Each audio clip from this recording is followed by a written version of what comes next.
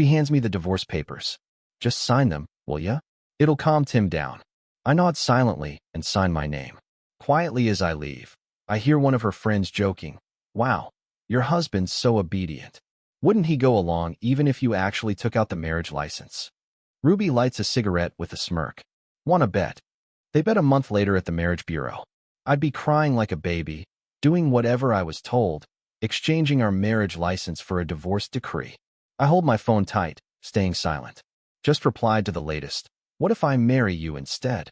"Sure," came the almost instant reply. I turn off my phone. The laughter inside continued.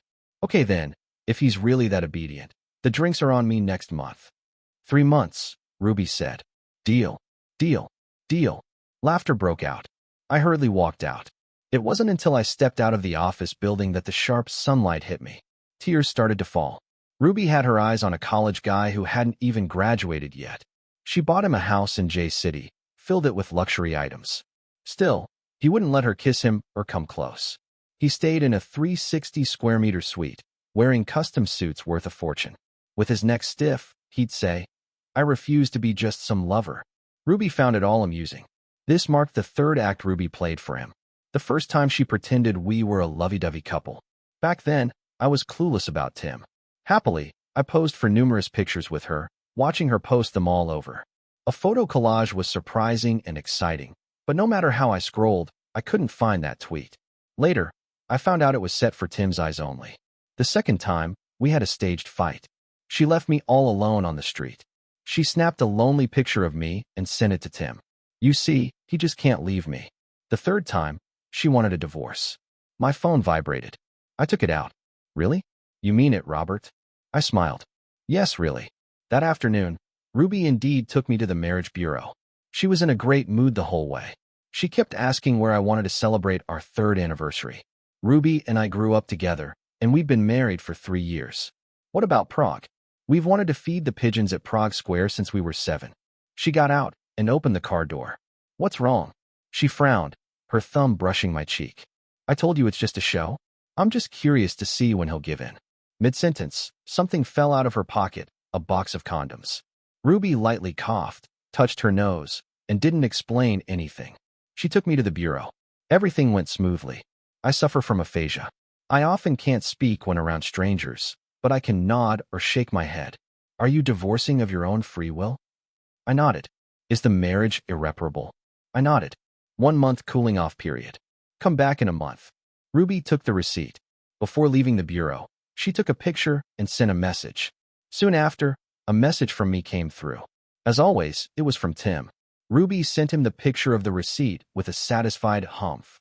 I tapped her profile picture and blocked her. Just finished when I got a flight notification. A moment later, tickets bought. See you in Paris in a month. Nighttime brought dreams of Ruby. Young Ruby was so sweet.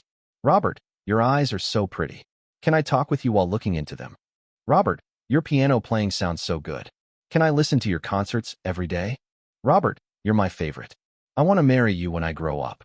I liked Ruby too. We always had to sit next to each other in school. Our evenings were packed with playing together. Even when my parents had their accident, I was in her car, playing rock, paper, scissors with her. The cars were way too close. I saw the big truck crash through right in front of me. My dad, my mom, my brother, even my childhood dog, they were all lost in the fire. For a long time, I couldn't utter a sound. I needed Ruby's presence to sleep. Back then, Ruby had lots of patience, practiced speaking with me. She'd tell me stories all night long. Anyone who dared mock me for being mute, she'd attack them fiercely. Marrying her seemed only natural. The day after graduating college, early morning at my bedside, she suggested, "Robert, let's get a marriage license." By the end of the day, we were officially married. My dreams filled with visions of a carpet of red roses, our newlywed home. She kissed me gently. "Robert, we'll be happy forever." But when I opened my eyes, everything was black. I reached for my phone.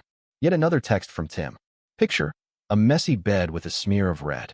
An overwhelming wave of disgust hit me, sending me fleeing to the bathroom, dry heaving. Only tears came out. Somehow in my rush, I accidentally activated the phone. A woman's voice pierced the quiet night. "Robert." My heart leapt. I grabbed the phone. Evelyn. Evelyn was someone I met during therapy. After 3 years, my aphasia improved significantly. Only during bouts of low spirits or nervousness would I lose my voice.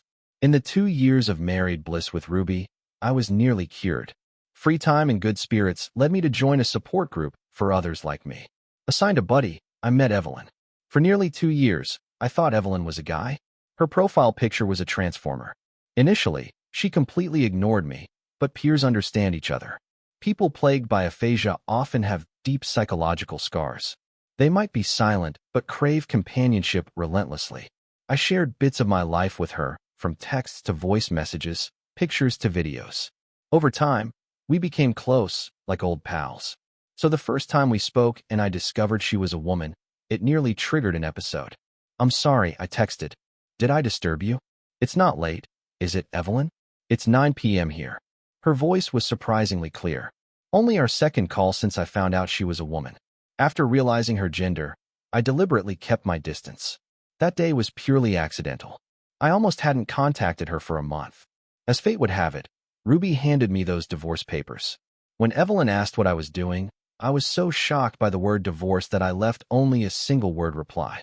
After signing, trembling, I took refuge outside Ruby's office. "Evelyn, it feels like I'm about to lose my family. I have no dad, no mom, no brother, no cherished dog. Even Ruby's leaving. What should I do?" Unexpectedly, she shot back, "Then marry me. Isn't that an option?" Inside, the teasing grew louder. "Don't kid around. Without Ruby, Robert won't even speak, let alone get a divorce for real. Think he'd actually go to the bureau and not cry the place down." "Is that so?" Ruby sneered, the lighter hitting the coffee table.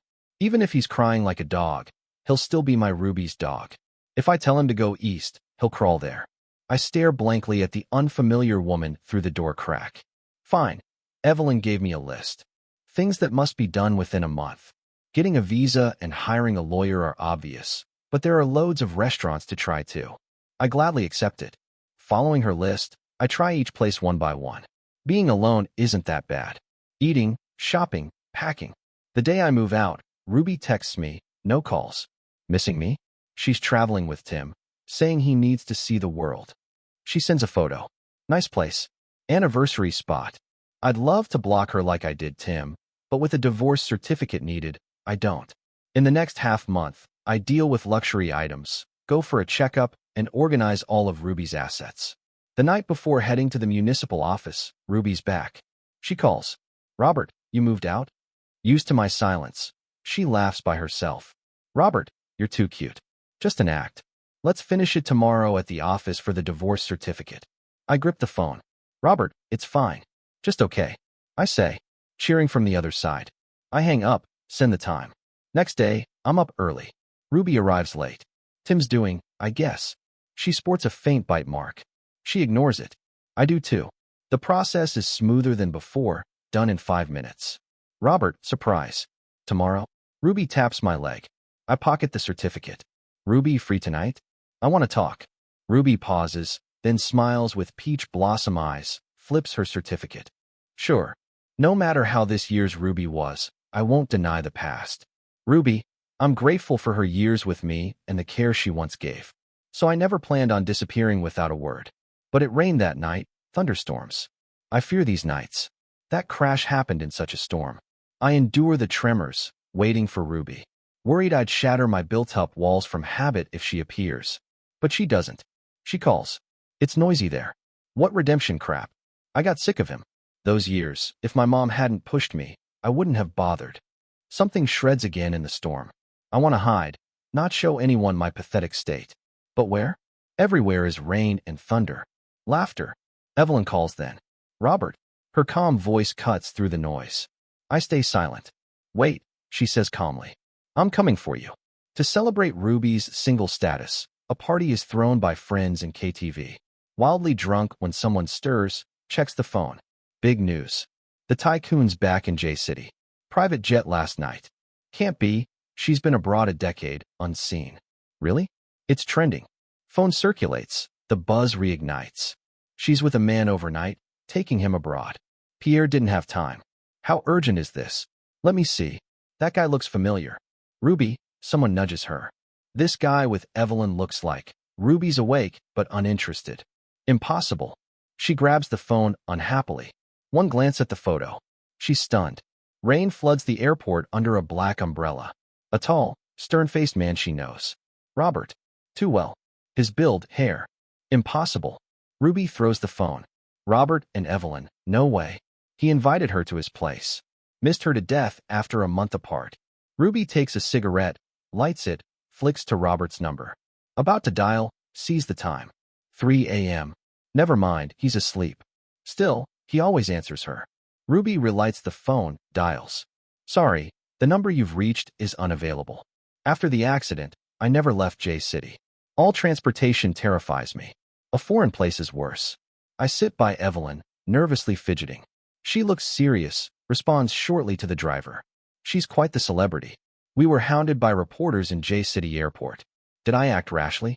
Evelyn's name I only learned after we spoke. Paris, a city I never dreamed of. She moves, offers something. Want one? A candy with a pink bunny wrapper. Memories flood back to 2 years ago, talking away. Do you like candy? I found one so delicious, chewy and soft, fragrant with peach. If you want, give me an address. I'll send a jar. She replied with an English, fine. First time acknowledging me. Foreignness melts. I hunted for this bunny candy just to cheer this aloof person up. Want me to unwrap it? She's not so hard to approach. Her voice is gentle, eyes soft. Before I nod, she unwraps it. I take the candy, taste the familiar flavor. Relaxation spreads. I truly settled in a foreign land. Evelyn places me in her apartment. She's busy, rarely home. After adjusting to the time, she talks to me. Robert, what work do you want?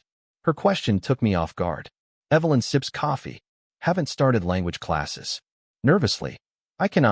She arches a brow. How would you know if you don't try? Then I really find a job, just basic tutoring, but it thrills me so. Happy, I wish to share with a few friends to prove my worth. Logging in, messages flood in. Robert, where are you? Ruby's been frantic. Ruby's looking for me. The night I left with Evelyn, I was not in great shape, so she handled everything else. The assets meant for Ruby were sent to the old house. The rest of the property was entrusted to the lawyer I'd already hired.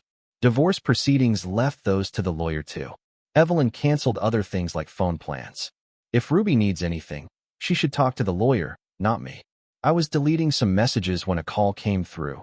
Hit accept by mistake. Robert, what the hell are you up to? Ruby's voice was shrill. Did someone steal your phone?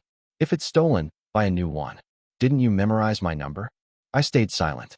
And where did you go? Why'd you send all that stuff to the old house? You still want to celebrate our anniversary? Ruby, her name rolled off my tongue. We're divorced now. And cut the call before she could reply.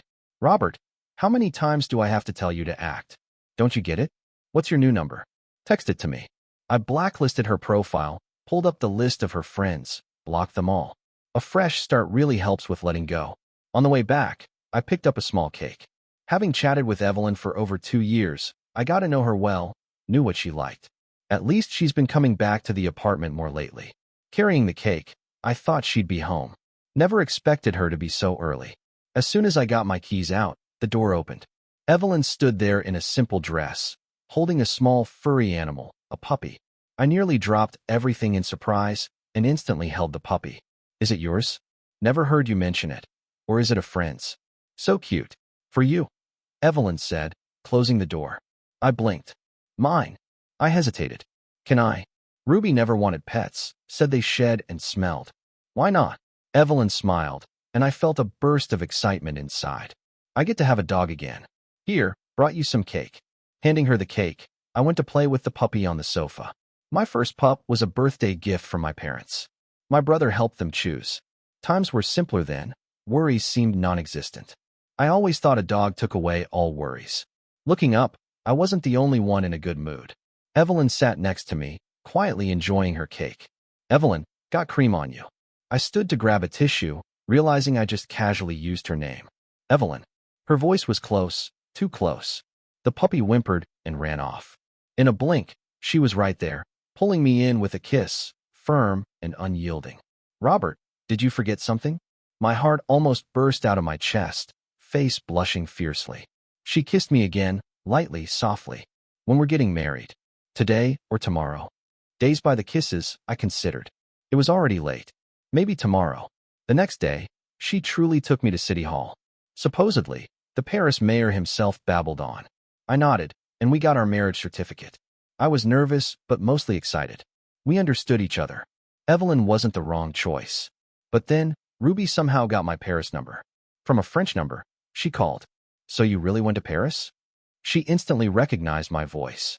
Acting like a brat now? A whole month and you're still at it. I inhaled deeply to calm down. Ruby, stop disrupting my life. Your life? What life do you even have? Don't think I don't know you went to Paris to find her, right? That candy-loving girl. How can you even dare? I never hid anything I did from Ruby. This doesn't concern you. I'm your wife. How could it not? You better come back. Or else. I hung up. Her message dinged. Not coming back? Fine then. Think you can stick with your sweet girl forever? I never realized how malicious Ruby could be. But then again, someone who cheats and plans fake divorces, what kind of good person could that be? I was blinded by childhood love. That night, texts poured in from friends. Mostly screenshots of Ruby's Twitter captioned, "What's up with you and Ruby?" She posted a cozy photo of herself and Tim, admitting their relationship. Instead of explaining, I posted a photo of the divorce certificate on Twitter. "Robert, you finally woke up," a friend texted. "Always thought something was off, especially when she wouldn't shut up about your speech issues, the way she'd make you tense." The signs had always been there. Days later, someone messaged, "Is she nuts or what?"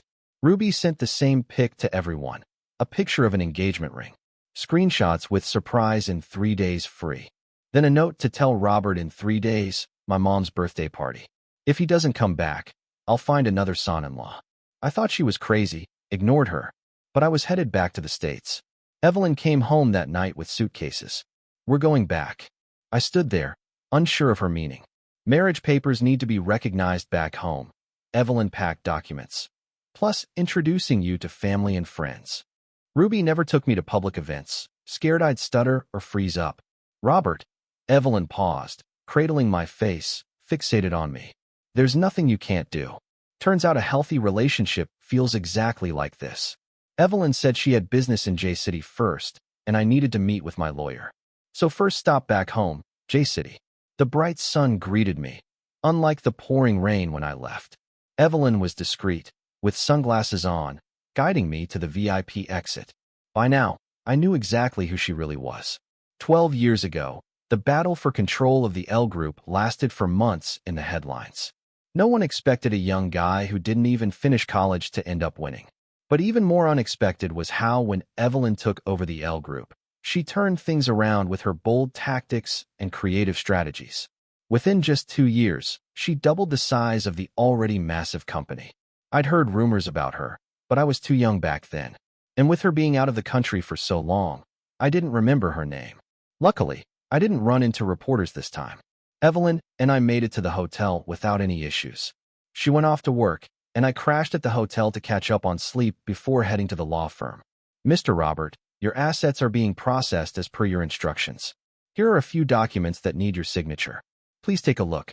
These are the original contracts of the properties that have been sold. You can take them with you. Everything is proceeding smoothly regarding your personal assets, except..." The lawyer seemed a bit troubled. "There are several properties that are part of the marital assets with Ruby. According to the divorce agreement, it's a 50-50 split, but Ruby is not cooperating. She claims, that you two aren't divorced." I frowned. "So what do you think?" I nodded. "Sorry, I'll handle this." I pulled out my phone. After my roommates blocked Ruby, she created various fake accounts. Every day she'd come up with new ways to try and add me. I finally accepted one of them. "Are you free tonight? Let's meet up." Ruby didn't reply right away. She was typing for a long time.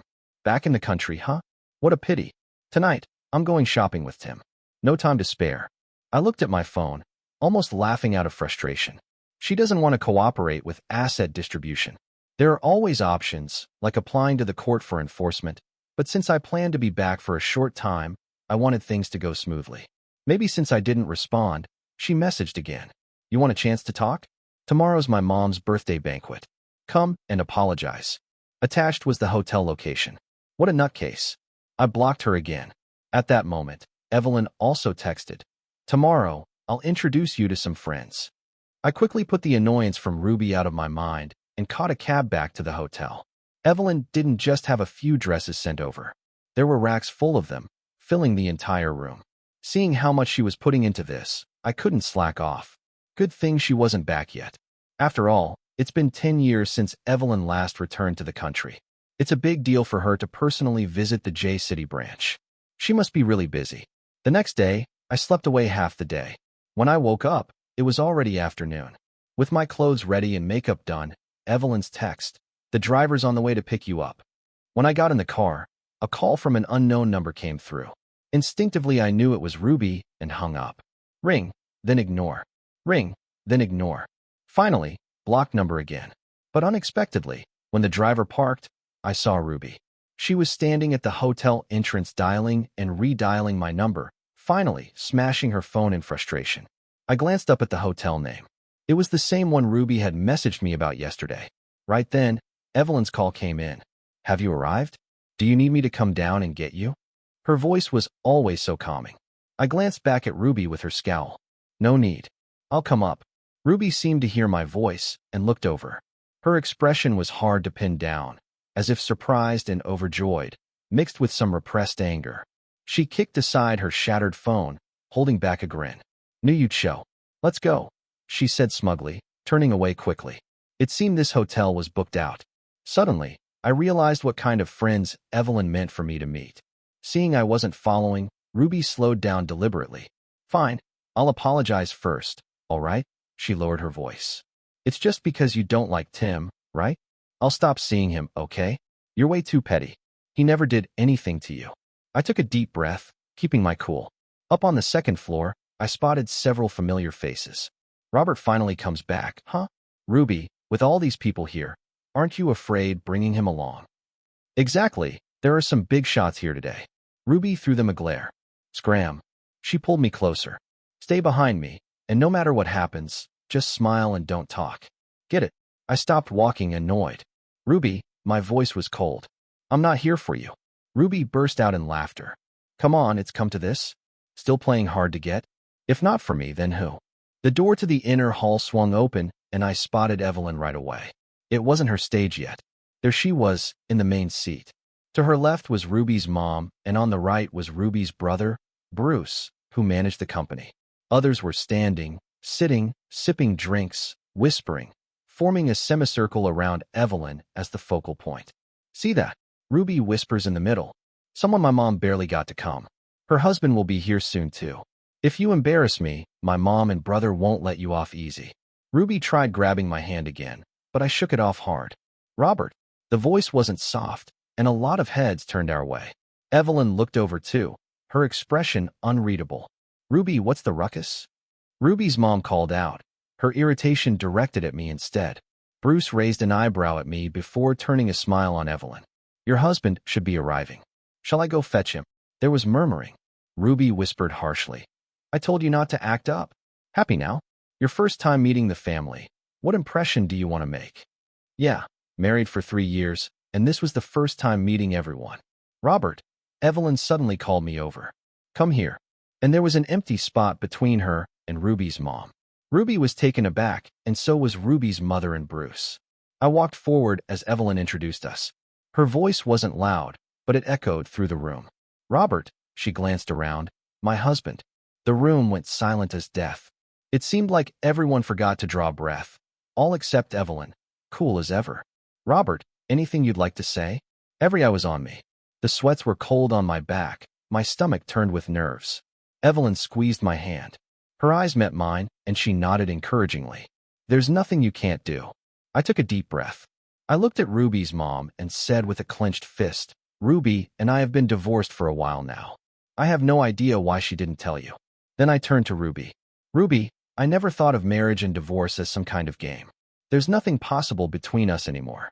I looked at everyone else and said, "I am legally married to Evelyn now. There's no longer a connection between Ruby and me." Ruby glanced at our joined hands, disbelief in her eyes, and took 2 steps back. Evelyn stood up as well. "I do not want to see anyone harassing my husband in any way after today. Am I clear?" Ruby's mom was stunned and nodded repeatedly. "Sorry for the disturbance," Evelyn said as she put down the towel. grabbed my hand, and we left. It wasn't until we reached the elevator that my heartbeat started to slow down. Robert! Robert! Ruby shouted outside the elevator. Unfortunately, in the chaos of the conversation, I hadn't pressed a floor button and she managed to open the elevator door. Evelyn turned around coldly. Anything you need? In the reflection of the elevator walls, I saw my red face and Ruby's stunned, near desperate expression outside the elevator. I quickly pressed the B1 button.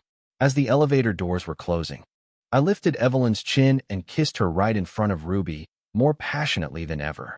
Rumor has it that Ruby's been locked up by her people. They took her phone and laptop, cutting off all communication, and made her promise not to bother me again before letting her out. Initially, I planned to get our marriage certificate notarized with Evelyn, but she didn't feel like it and suggested getting one straight from the municipal office. I've met her friends and family too. Just as I'd heard, she's the eldest granddaughter. Her mom passed away early and her dad had a sudden heart attack when she was 18. Her uncles don't stand a chance against her. Now they're all pretty polite to me. Her friends are well-mannered, except for one who seems like a childhood friend and jokingly mocks her for being an older virgin. Like, seriously, she's over 30 and still a virgin. Though we've been married for 2 weeks now, and she hasn't made a move on me. Does she not know how, or is she worried I'll find out she doesn't know how? That night, things were awkward as we headed to bed. I thought about touching her, but then I also felt like avoiding her. Yet when she kissed me, I could definitely feel it. Evelyn's always busy. It's hard to get close to her. Maybe it's just normal. Even if it isn't, we're already married and I won't mind it. What are you thinking about? Evelyn suddenly turned to face me. I shook my head immediately. She lifted her head and captured my lips. Recently, she's been kissing me more often and for longer durations. I just wanted to give you more time to accept me, she murmured in that raspy voice, her breath all warm. Under the covers, the rising temperature in the dark cut off my voice. My mind wandered to the little dog sleeping at the foot of the bed. When we returned home, Evelyn hadn't forgotten to bring it along. The pale purple bedding, our garden full of tulips outside. It's like she remembered every single word I'd ever said to her over the years. I like you, Evelyn, I whispered before kissing her again. Evelyn stiffened for a moment, but quickly took the lead. Spring days stretch longer, nights grow shorter. We both stayed awake all night. Some things inevitably don't go as planned. There were so many people at the birthday party that some rumors started spreading. Beneath every one of Evelyn's interview videos, there were comments and vague accusations. Keywords like stolen groom. Evelyn wasn't bothered. The more you suppress it, the wilder it gets, she said. Though it bugged me quite a bit. Evelyn was working late again. We were set to leave for France in just 3 days. While packing, I suddenly heard a commotion outside. Yes, I'd known my husband since childhood, over 20 years. How could? Someone shouted outside. Look at this picture. The one of Evelyn at the airport. The one that was scrubbed clean the next day. Tell me my husband looks sober here. Ruby was outside, yelling accusations with a group of live-streaming influencers at our doorstep. L Group has no shame. Please, everyone here be my witness. Today, I must see my husband. Grabbing some papers I'd printed earlier, I rushed downstairs. I'd forgotten that I'd sent all the staff out to run errands, leaving only me at home. I also forgot how all the post-accident interviews had taken a toll on me, rendering me speechless in front of cameras. When you want to protect something, it's astonishing how much strength you can find. I flung open the front door and faced her. Robert. Ruby's face lit up with joy. Before she could say the third word, I slapped her. Ruby, look at yourself. Who gave you the nerve to think I wouldn't leave you? Another slap. And who gave you the courage to slander and spread lies about others? Another. I threw the printed chat history at her. Take a good look. Stop tainting the phrase, childhood sweethearts. Finally, I tossed a recorder into her hands, playing back her call to me that night. Redemption? I was so bored with him for those years. If my mom hadn't forced me, I wouldn't have bothered with him. Marriage, guess what? Ruby went pale, hurrying to pause the recording. But what she stirred up wasn't so easily quelled. The live feed was cut off, and all related footage was wiped clean. The new narrative floating around showed those chats Tim had sent me, with Ruby remarkably far away. Soon, Tim, who'd been laying low, was fully exposed. People even found out he lived in a mansion bought by Ruby, where he used designer stuff she got him, pretending to be some rich dude to pick up wealthy women. Evelyn, who usually let business be business, had never gone after Ruby before. But this mess shut down any cooperation between the two families. Within days, Ruby's mom called me. We didn't handle Ryu Yin right. I'm sorry, Robert. Could you, for the sake of all these years, I cut her off. You might have looked out for me back then, but I've also handed over my parents' business bit by bit because of you. I don't owe you anything. Evelyn and I stuck to our plan to head back to France. We left on a drizzly day. There was another commotion as we passed through security. Ruby somehow got there, covered in dirt and rainwater. She looked a mess. Robert, she said, grabbing my luggage. The ground was slippery, and she fell right in front of me. Robert, please don't go. Evelyn showed her disdain openly, but she just glanced at her watch, gave a nod to someone nearby, and soon people with phones out ready to take pics were cleared away. Ruby clung tightly to my suitcase. Listen to me. We've had way too many misunderstandings. That call was from Tim, not me. I had no idea. I was drunk and said some big words. I never thought you were a bother. I married you because I actually like you. Those things I said to Tim, I was just out of my mind. Yeah, he's just really manipulative. He seduced me. I didn't really want a divorce.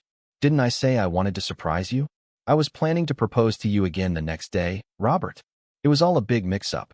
That night, I wanted to come to the apartment too, but that fool Richard insisted on going out for drinks. Yeah, it's always someone else's fault. I looked down at her tear-streaked face. The condoms were slipped into your pocket by someone else? The bed you got pushed onto? All those degrading, humiliating words? You were possessed by a ghost for them to slip out of your mouth. I could speak all that without even stopping for a breath. Ruby, you just think I can't live without you, so you look down on me, ignore me, belittle me, mocking me, putting me down. It's become the only way you feel worth anything in your failed life, hasn't it? The only thing you can brag about is knowing a guy who once depended on you completely, trusted you fully. Let it go. Let's not end this long friendship on a sour note. Ruby's hand shook violently. She let go. Robert, please, give me another chance, okay? This time she reached for my hand, but I swiftly moved away. You're disgusting. Ruby's words stopped dead. I grabbed my suitcase and turned to leave. Evelyn was waiting for me not far ahead, and I linked my arm with hers. Suddenly a wailing sound came from behind. I didn't see Ruby for a long time after that. Every now and then, I'd hear bits and pieces about her and Tim from my roommate. Tim's situation blew up. Some rich kids, including Ruby, all reported him. He got expelled, didn't even get his diploma. Not sure if the lawsuit ever wrapped up or what the outcome was. Ruby got kicked out of her house. Maybe it was to suck up to Evelyn, or maybe her mom's business was struggling and she took it out on Ruby. She shut off all her credit cards, took back all the assets in Ruby's name, and sent her out to find work on her own. The once lavish heiress who didn't blink at million-dollar custom orders was now pinching pennies just to buy a bottle of booze. I even heard rumors about her and Tim brawling on the street. Two people down and out. Even if they fought till they bled, nobody cared. My job went smoothly. Students grew from 1 to 2, then 2 to 4. Soon, I had a whole class of kids. My language studies were going pretty well too. Although those 15 tenses often left me cross-eyed, I could at least hold a basic conversation. That first winter in France, Evelyn took me skiing. As we sped down the Alps, I screamed out loud. At night, we lay in the hotel nestled in the valley counting stars. Each star was someone who once loved us. Evelyn held me tight. Robert, I love you. I love you so, so much. The biggest regret in life is trusting your heart to the wrong person. The greatest fortune in life is loving the right person. And you just happen to have fallen into my hands.